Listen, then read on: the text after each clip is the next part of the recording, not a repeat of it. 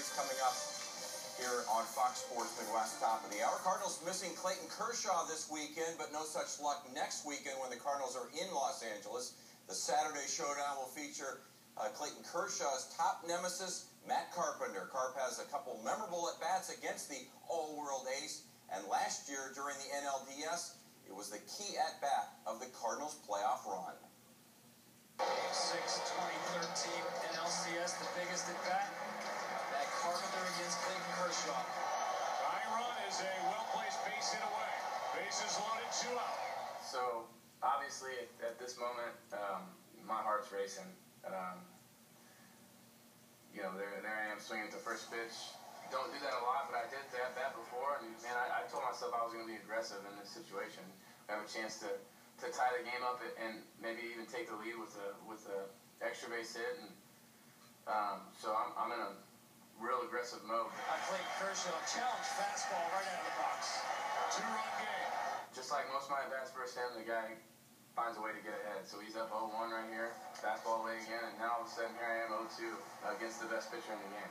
You know, that was actually a pitch that I felt like I could do something with, and I was just a little late. You know, he ended up getting it past me, but here we are 0-2, and now from this point, it goes into battle mode. He can strike out the side.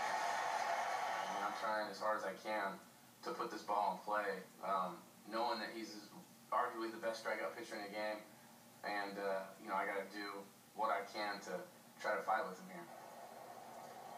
So he came out with another fastball away. Still continues to challenge Carpenter with fastballs. He's proven what he can do with the fastball. I remember now as the bat is going out, I'm thinking to myself, pretty surprised that, I mean, I just hit the home run at bat before off of him, and he's still coming after me with the fastball. I mean, hasn't thrown me a slider or a curveball yet throughout this at bat. Like a big breaking ball. We really haven't seen any of this inning altogether. At some point, he's got to throw this slider. And, you know, he's 3 pitches in, I'm down 0-2, and he hasn't thrown it yet. Guy who's never hit a grand slam against the guy who's never given one up. 0-2 to count. Just trying to keep my emotions at bay here. So there it was. Finally threw the slider, but that one, you know, kind of a ball out of his hand. He kind of got around it, buried it, and I was able to lay off of it. There's that slider, just something else to give the hitter something else to think about. But I'd come back with another slider right here. I know he's throwing 95, so I got to be ready to hit that. But at the same time, I don't want to chase an all-speed pitch out of the zone. He's still got his curveball he hasn't shown me yet, and his slider is his best pitch, so I got to be ready for that as well. And there it was. He threw it again. That time, he missed as well. And now looking back on it, when I'm facing him, you don't think about this kind of thing, but seeing it on film, I mean, you could tell he was really trying to throw his best, hardest slider and strike me out, and they just kind of got away from him. So now all of a sudden, I'm in a good count. Wore him out with 11 pitches, refused to be punched out. Kershaw couldn't make it out of the inning. I've seen both his sliders for balls here. His fastball's been out over the plate for strikes, so now I'm just ready to hit. There it was. Another good swing. And I'm just a tick late.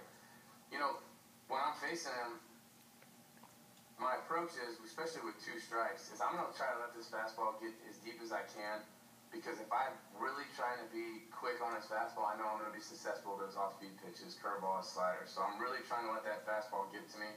So I'm okay with fouling it off, because I know if I foul it off, I still got a chance to hit those other 2 pitches. But if I'm ahead of that fastball or trying to pull it, then all of a sudden those 2 off-speed pitches have a really good chance of me swinging and missing.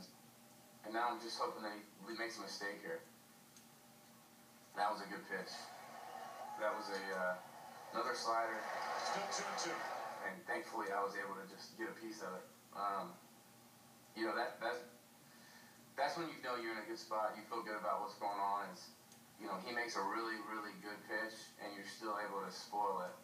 Carpenter, I wonder if he's thinking about that at bat last year. It was the second time he faced Kershaw in the game. The first time he punched out on 3 or 4 pitches. He left the second time saying, no matter what, I'm not striking out. So this seems like his approach right here. And I'm the kind of hitter, I've always been this way. As time goes on, the further I get into the bat, the more and more comfortable I get. The more pitches I foul off, the better I feel. The better I feel, the more likely it is that I'm going to be able to do something good. And then he finally threw that fastball, left it there, out over the plate, and was able to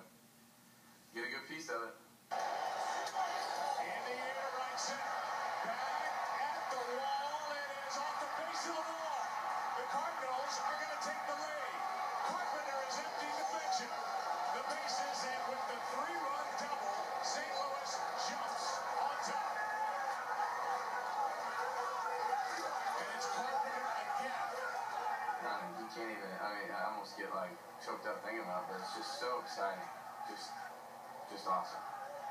Give Carpenter a ton of credit for refusing to be put away against the best strikeout pitcher in the league. What a comeback. Always great insight, but that might be the best one we've ever That was had. terrific. It In really fact, was. In fact, if he has an off day coming up, I think he should come do the pre and post with us. We'll That just would sit be right here and you can talk. outstanding. I don't think he has one coming up that we would actually be doing the pre. Probably doesn't. No. Fascinating to have him break down his own at bat, and he said in the end he was kind of choked up by it all. Well, I think he was choked up because he saw the reaction of his teammates, the joy that he brought them, and I think that was a very cool moment. Of course, he's hit well against Kershaw and most people, but he said a couple of very interesting things in that clip. He said, I could see it was a ball out of his hand, so I wasn't worried about it. That's something a hitter that's hitter speak. I don't have to kind of chase a pitch out of the zone because it's a ball out of his hand, talking about those two sliders. Then when he went to 2-2, Matt said, I've got a good count. How many people on the planet will say I got a good count 2-2 against Clayton Kershaw?